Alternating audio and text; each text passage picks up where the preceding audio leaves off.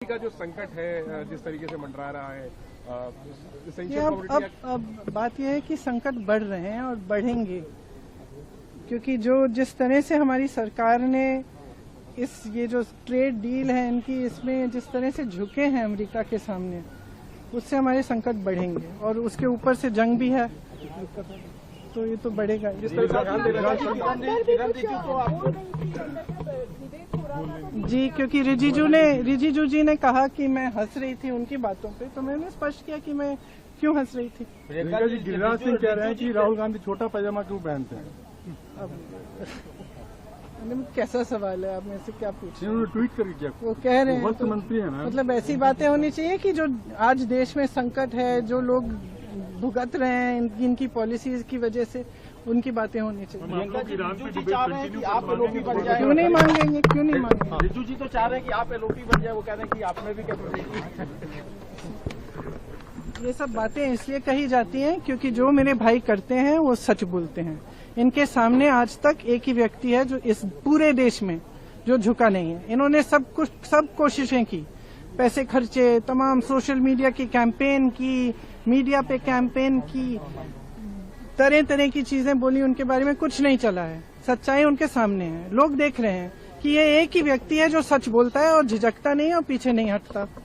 तो मुझे तो हंसी इसी बात पे आ रही थी कि तुम डर रहे हो इनसे, इनकी जो सच्चाई है, इनका जो सत्य है वो पच ही नहीं रहा है, इसलिए हर बार इन्हीं पे आलोचना, इन्हीं पर वार कर रहे हो।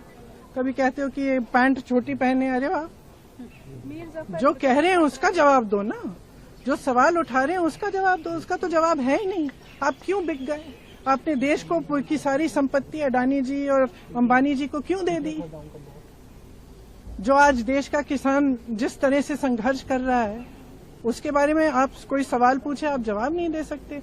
तो यहाँ इस सदन में पिछले, मैं नहीं हूँ, लेकिन पिछले 2-3 सेशन से मैं देख रही हूँ कि यहाँ असली चर्चा नहीं हो रही है।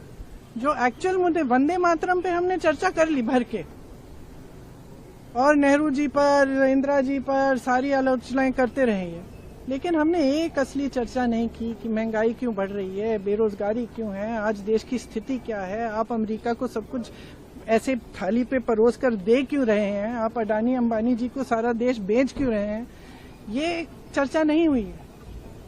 और ये लोग आलोचना कर रहे हैं कि हमने सदन को कमजोर कर दिया है, ये किया है, वो किया है। असलियत ये है कि प्रेशर इन्होंने डाला है स्पीकर पर। असलियत ये है कि उनकी स्वतंत्रता इन्होंने खराब की है, इन्होंने खत्म की है, कि हर संस्था को खत्म करने वाले ये हैं। हम तो संस्थाओं को बचाने की कोशिश कर रहे हैं।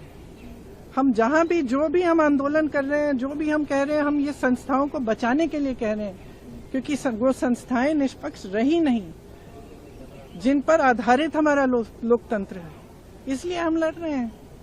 तो अब इनको ये बातें पचती नहीं है, तो कभी पैंट की बात करेंगे, कभी कुछ कहेंगे कि उन्होंने यार कह दिया, कुछ कह दिया। एक गहराई होती है ना बात की। भाषा एक चीज होती है, लेकिन गहराई भी होती है।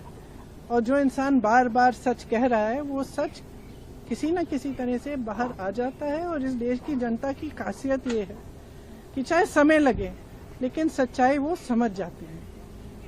मुझे याद है मेरी दादी जी भी यही कहती थी कि आप नकली होने की कोशिश करो, कुछ भी दिखाने की कोशिश करो, अपनी इमेज बनाने की कोशिश करो, कुछ नहीं चलेगा।